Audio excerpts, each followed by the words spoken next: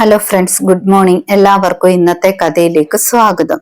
ഇന്നത്തെ കഥയിൽ വേണിയാണെങ്കിൽ എല്ലാവരോടുമായിട്ട് ചോദിക്കുകയാണ്, പ്രൊഫസർ ആണെങ്കിൽ ധ്രുവനുമായിട്ടുള്ള പ്രശ്നം എന്തായിരുന്നുവെന്ന് ഇനിയെങ്കിലും എന്നോട് പറയാമോ എന്ന് ചോദിക്കുന്നു.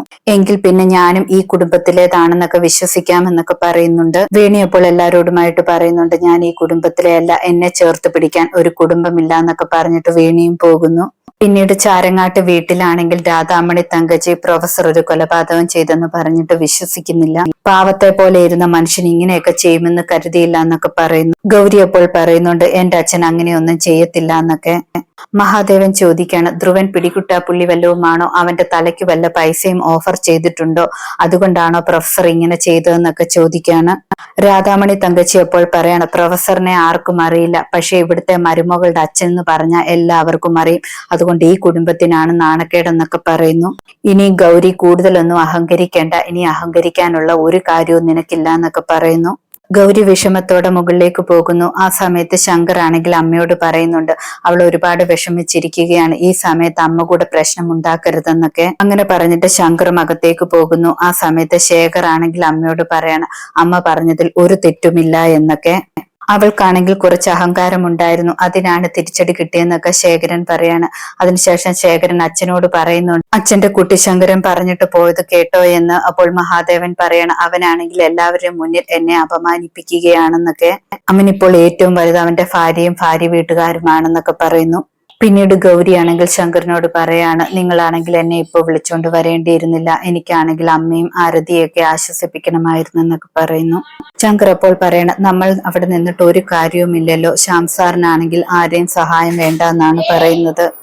പ്രൊഫസർ ഇങ്ങനെയൊക്കെ ചെയ്യാൻ കാരണം ധ്രുവൻ ആരതിയെ ശല്യം ചെയ്തത് കൊണ്ട് മാത്രമാണോ എന്നൊക്കെ ചോദിക്കാണ്. വേറെന്തെങ്കിലും കാരണമുണ്ടോ എന്നൊക്കെ.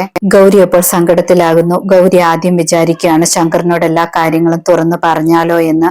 പെട്ടെന്ന് അച്ഛന്റെ വാക്കുകൾ ഓർക്കുന്നു. അതിനുശേഷമാണെങ്കിൽ ഒന്നുമില്ല എന്ന് പറയാണ്. പിന്നീട് രാധാമണി തങ്കച്ചി അടുക്കളയിൽ വെച്ച് ജോലിക്കാരിയോടും കമലയോടും പറയണം, ഗൗരിക്ക് കുറച്ച് അഹങ്കാരം ഉണ്ടായിരുന്നു, അതിനുള്ള ശിക്ഷയാണ് അവൾക്ക് കിട്ടിയതെന്നൊക്കെ. കമല ഗൗരിയെ സപ്പോർട്ട് ചെയ്ത് സംസാരിക്കുന്നു. അത് രാധാമണി തങ്കച്ചിക്ക് ഇഷ്ടപ്പെടുന്നില്ല. രാധാമണി തങ്കച്ചി ആണെങ്കിൽ കമലയോട് ദേഷ്യപ്പെടുന്നുണ്ട്, നീ കൂടുതലൊന്നും സംസാരിക്കണ്ട എന്നൊക്കെ പറഞ്ഞിട്ട്.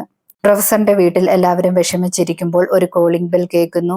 പുറത്തേക്ക് ചെല്ലുമ്പോൾ അയൽപക്കത്തുള്ള ഒരു സ്ത്രീയാണ്. അവര് ചോദിക്കുകയാണ്, പ്രൊഫസറിന്റെ കാര്യം അറിഞ്ഞത് സത്യമാണോ, എന്തെങ്കിലും സഹായം വേണോ എന്നൊക്കെ ചോദിക്കുന്നു. എന്നാലും പ്രൊഫസർ ഇങ്ങനെ ചെയ്തെന്ന് വിശ്വസിക്കാൻ പറ്റുന്നില്ല, എന്താണ് കാരണമെന്നൊക്കെ ചോദിക്കുകയാണ്. നിങ്ങൾ എന്തെങ്കിലും പ്രശ്നമുണ്ടെങ്കിൽ ചാരങ്ങാട്ട് മഹാദേവനോട് പറഞ്ഞാൽ പോരായിരുന്നോ, അവരാണെങ്കിൽ ഗുണ്ടകളെ വിട്ട് പരിഹരിച്ചേനെയല്ലോ എന്നൊക്കെ പറയുന്നു.